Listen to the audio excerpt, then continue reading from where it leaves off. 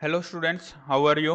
Let's start class seventh. हमारा chapter चल रहा था कौन सा? Physical change and chemical change. इनके बारे में अपने क्या करते हैं, आज डिस्कशन करते हैं। फिजिकल चेंज, केमिकल चेंज हमने काफ़ी हद तक समझ लिया था, कुछ केमिकल रिएक्शंस को भी हमने समझा था।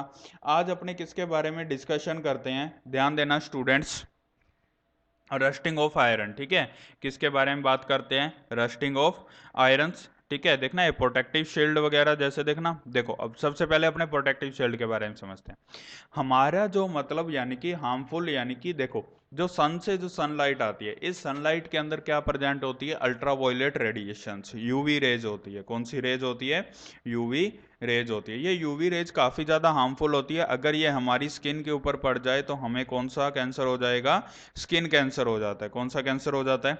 स्किन कैंसर हो जाता है, ठीक है। तो इस वजह से हमें यानी कि जो मतलब ultraviolet radiations है which come from the sun, ozone absorbs this radiation and break down to oxygen, ठीक है। और ये किसकी वजह से, मतलब ऑक्सीजन वगैरह क्या हो जाते हैं?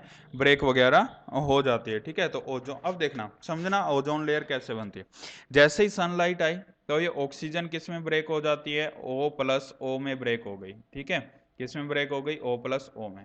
अब ये बाकी की ऑक्सीजन इस ऑक्सीजन के साथ एक ऑक्सीजन के साथ रिएक्ट करके क्या बना लेती है? O3 बना लेती है, जिसको क्या बोलते हैं? ओजोन। ये ओजोन हमारे सरफेस के ऊपर बनी हुई है, ठीक है, हमारे एटमॉस्फेयर में ऊपर की ओर बनी हुई है, जो कि हमें प्रोटेक्शन प्रोवाइड करती है। किससे प्रोटेक्शन प्रोवाइड करती है? यूवी रे से। किससे प्रोटेक्शन प्रोवाइड करती है ये हमें? यूवी रेज से हमें क्या करती है? प्रोटेक्शन प्रोवाइड करती है। ओके स्टूडेंट्स, इतना समझ में आया ये आपको, ठीक है। अब देखना ये ओजोन लेयर हमारे लिए क्या है? काफ़ी ज़्यादा इंपॉर्टेंट है, बट हमारे ह्यूमन एक्टिविटीज़ की वजह से धीरे धीरे ये ओजोन लेयर क्या होती जा रही है? कम होती जा रही है, यानी कि लो होती जा रही है, ठीक है।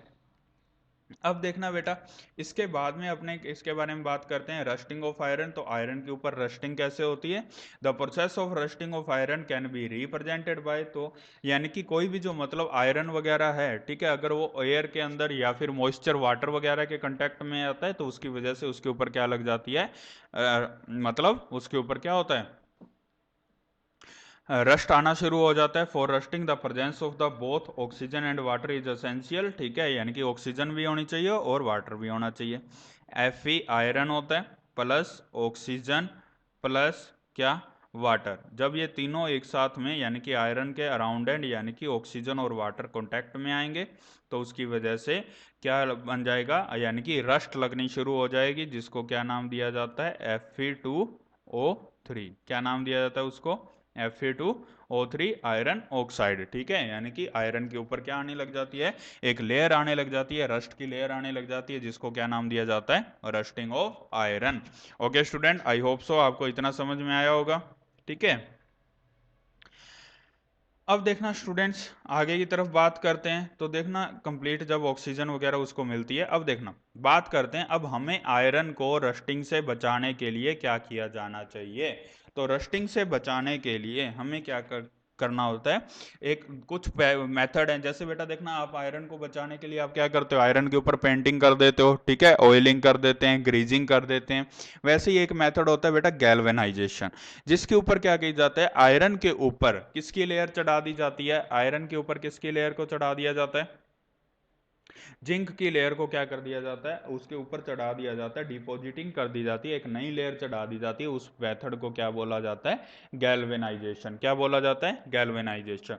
जैसे देखा होगा बेटा आपने, साइकिल के जो मेन जो स्टैंड वगैरह होते हैं, उस स्टैंड के अंदर क्या होता है? आपने देखा होगा उसके ऊपर क्या किया जाता है? नॉर्मली उसके चमकदार होते हैं, तो वो आयरन के ऊपर क्या कर दी जाती है? जिंक की लेयर को चढ़ा दिया जाता है, जिसकी वजह से वो इतने चमकदार आपको दिखाई देते हैं। ओके स्टूडेंट्स, ठीक है। इस टाइप की मेथड को क्या बोला जाता है?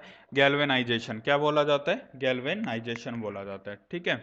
अब देखना, जैसे देखना, stainless steel is made of by the mixing carbon with carbon and metals like chromium, निकल एंड मैग्नीज, ठीक है। स्टेनलेस स्टील होता है, स्टील होता है, काफी ज्यादा क्लियर दिखाई देता है।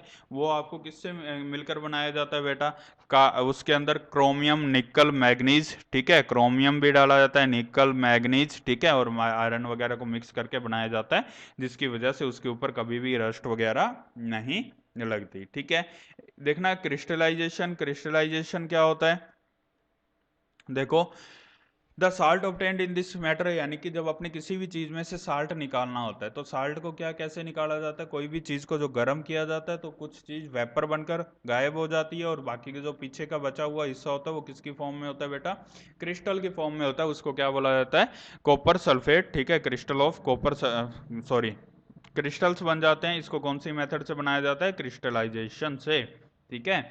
देखना जिसके अंदर क्या किया जाता है, नॉर्मली नीचे से देखते हैं, large crystals of pure substances can be obtained by व formed by their solution, उसके solution से बनते हैं, the process is called crystallization।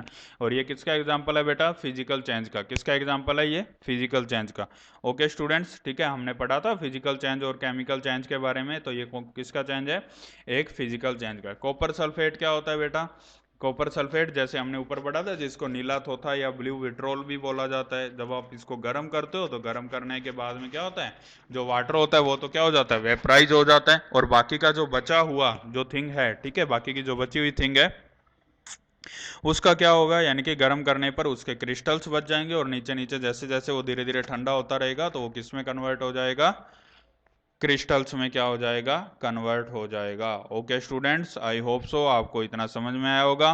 Chemical change, chemical reaction, crystallisation, galvanisation, physical change, rusting आज ही डिस्कशन किया है हमने, ठीक है। ये नॉर्मली स्टूडेंट्स आपके क्वेश्चन आंसर हैं, ठीक है। इन क्वेश्चन आंसर को आपको क्या करना है, सॉल्व करना है, आपको पीडीएफ मिल जाएगी, आपको अपना वर्क क्या करना है, कंप्लीट करना है, आपको आपके ग्रुप के अंदर पीडीएफ मिल जाएगी, आप मैसेज डाल देना तो आपको क्या मिल जाएगी, पीडीएफ मिल जाएगी। ओके स्टूडेंट्स, आपको कंटिन्यू वीडियोस को क्या करना है, देखना है, ठीक है। केमिकल चेंज क्या होता है, जिसके अंदर क्या होता है, कोई भी नया सब्सटेंस बनता है, परमानेंट चेंज होता है, उस टाइप के चेंज को क्या बोला जाता है, केमिकल चेंज बोला जाता है। क्या बोला जाता है, केमिकल चेंज। जिसके अंदर कोई नया सब्सटेंस नहीं बनता, कैसा होता है वो, टेम्परेरी चेंज होता है, तो उस टाइप के चेंज को क्या बोला जाता है, फिजिकल चेंज, ठीक है। जिसमें क्या होता है कि जो न्यू सब्सटेंस बनते हैं, परमानेंट चेंज होता है, उस टाइप के चेंज को क्या बोला जाता है, केमिकल चेंज। केमिकल रिएक्शन क्या होती है, जिसके अंदर क्या होता है कि कोई भी केमिकल चेंज होता है तो उस टाइप को क्या बोला जाता है, केमिकल रिएक्शन। जैसे क्या हो गया, कोयले को जला दिया तो ये क्या बन गया बेटा, कार्बन डाइऑक्साइड, तो ये क्या है, केमिकल रिएक्शन है। क्रिस्टलाइजेशन, जिसमें किसी चीज को गर्म करके उसकी क्रिस्टल्स की फॉर्म में कन्वर्ट कर देना, तो उसको क्या बोला जाता है, क्रिस्टलाइजेशन। गैल्वेनाइजेशन के अंदर क्या होता है, आयरन के ऊपर किसकी लेयर को चढ़ा दिया जाता है, जिंक की लेयर को डिपॉजिट कर दिया जाता है, तो उसको क्या बोला जाता है, गैल्वेनाइजेशन, जिसकी वजह से रस्टिंग नहीं होती। रस्टिंग क्या होती है बेटा, आयरन जब किसके कांटेक्ट में आता है, ऑक्सीजन और वाटर के कांटेक्ट में आता है, तो उसकी वजह से क्या होता है, उसके ऊपर एक ब्राउन कलर की लेयर आनी शुरू हो जाती है, जिसको क्या नाम दे दिया जाता है, रस्टिंग बोला जाता है। क्या बोला जाता है, रस्टिंग। ओके स्टूडेंट, आई होप सो आपको क्लियर हुआ होगा, ठीक है। Thank you and have a nice day.